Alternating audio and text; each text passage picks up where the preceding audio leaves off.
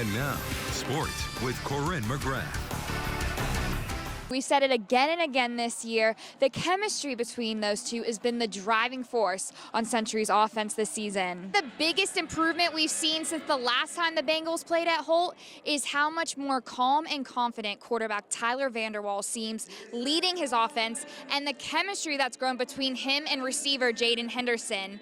Now, the Bengals led 21-17 with less than a minute left in the half. Eastern Washington closing in on the goal line when freshman Josh Alford intercepts the ball in the end zone to keep Idaho in the lead going into the half. The women get to rest up tomorrow for the championship game, give a chance for the guys to play. The Idaho State men will play their first game tomorrow against Montana State. Now, not a lot of background on these two teams. They haven't played a game yet this season, but due to a degenerative bone disease, they both had to have hip replacement surgery. They thought their days of being active were over until they found a sport that changed the course of their lives. It was quiet without fans in the stands, but both the guys from Boise State and Utah State knew that this season may not have even happened this year. But if there was one team that was going to upset Idaho State this year, it would be the University of Northern Colorado. Now, these two teams haven't seen each other since the first week of Big Sky Conference play. With sports back in action, that includes bowling. Today, Tough Guys Lanes held the Eastern Idaho Invite.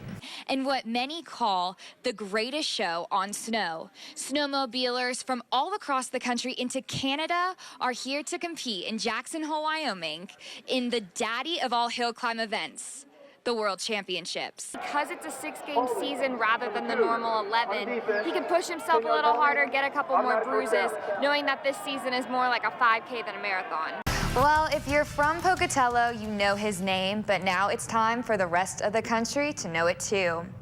Taysom Hill, the Highland High School graduate, was All-Idaho Player of the Year in his time as a Ram. I think fans are most anxious to see how Wyoming transfer quarterback Tyler Vanderwall handled his offense today, and if he can lead the Bengals to their first win against Weber State since 2014. Thanks, Matt. This season goes to prove that the ISU Bengals are just as disciplined off the court as they are on. The Bengals are 13-1 on the season. They're best start in program history, and they're undefeated in the Big Sky.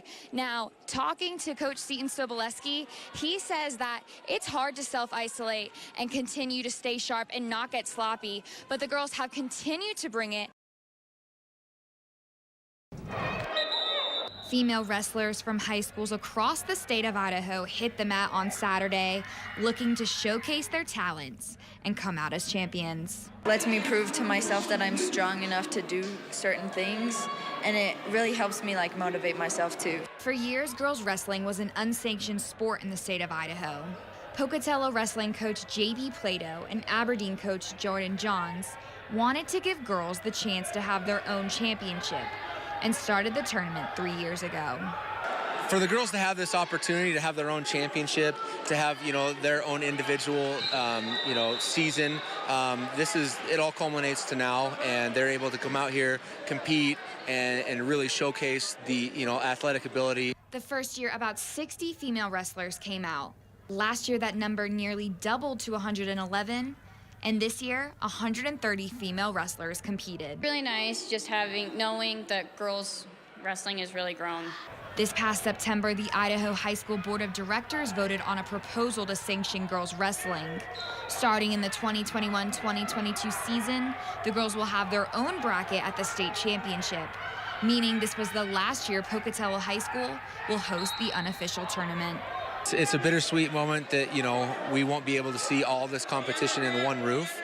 But, at least we'll be able to watch that, that competition, those girls wrestle in the state championships. So 2020 was quite a roller coaster for the world of local sports as the pandemic put a big dent in athletics, but it certainly made us appreciate the games that we love a little bit more. Journalist Corinne McGrath takes a look back on the highs and lows of the year 2020. After going 13-7 in conference play, the Idaho State women's basketball team fell to the Idaho Vandals in the semifinals of the Big Sky Conference Championships. The ISU men went 4-16 in the Big Sky, but went on to upset Northern Arizona 64-62 in the first round. The Big Sky men's tournament just wrapped up, and what an exciting game it was. But the Idaho State men, nor would any of their opponents, get the chance to try and win a Big Sky championship and move on to the NCAA tournament, as the COVID-19 virus spread across the country, taking with it the games we love. I think it would have been nice maybe to postpone it and see, but at the same time, we don't really know the timetable for how long this is going to take. Affecting every level of athletics. I'm kind of getting emotional because we're not going to have a senior season.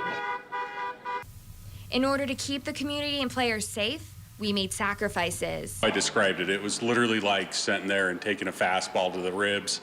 And we adapted. We can see the writing on the wall, and we are anticipated to move forward with a full schedule of events at Melaleuca Field without Chuckers baseball. We worked harder. He's tired of sitting around, so he wanted to come out and do some conditioning and get some exercise, and then it's grown. And we made changes. The Pocatello-Chubbuck School District Board of Trustees voted to retire the Pocatello Indians mascot at the end of the school year. I think Thunder is really versatile. We tried to improve in ways we could. I didn't even sleep last night. I was so excited to be here today to dedicate Davis Field. Remembering to not take the sports we love for granted. It's a lot of just really raw emotion because they didn't know when they were going to be able to play again. I've been pretty careful about this all to get here right now. A lot of unknowns all the way around. Crossing our fingers about all the time we're playing.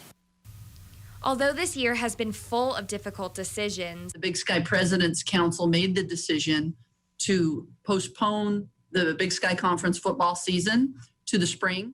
And athletes are missing packed stadiums. It was quiet without fans in the stands, but both the guys from Boise State and Utah State knew that this season may not have even happened this year. And there continues to be bumps on the road. Nuts, you feel like you're getting hit from every angle. We have rolled with the punches.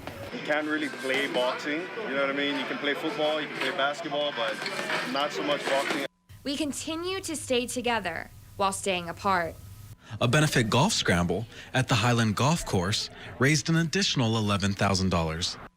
We got back on the horse. It's just so exciting that we get to run. This is my home track. I've been in Oklahoma, and there's nothing like running at home. Staying positive when it felt like things were only going downhill. Today we have the cookie race. We brought the ball back into our court. The Idaho State comes into Manhattan and takes down the Wildcats. What a win for the Bengals. And we came back stronger.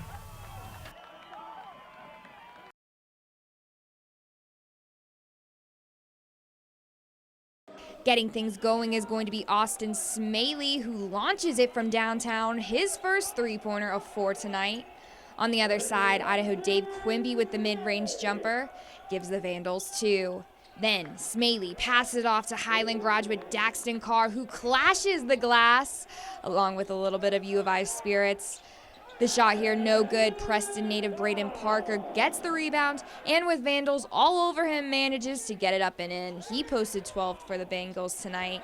Then Tarek Cool, driving through the paint, lays it up one-handed. He led with 14 points tonight. Idaho State can put this matchup in the bank. They torched U of I 69-43. Idaho State repping the Black Unis tonight for Black Flag Week, looking to finish out their last game at home with a win. And Idaho State comes out on fire, easing their way down the field into the red zone, and Malachi Rango runs it home for the Bengals' first touchdown of the night. Bengals back with the ball. It's 3rd and 20 as Vanderwall lights one down the field to freshman Xavier Guillory 4 plays later, and freshman Raiden Hunter runs it in for a 17-yard touchdown.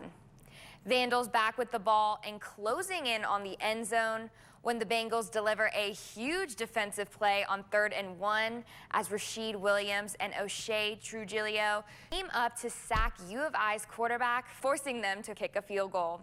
And Idaho State leads this rivalry game 14-6 at the half.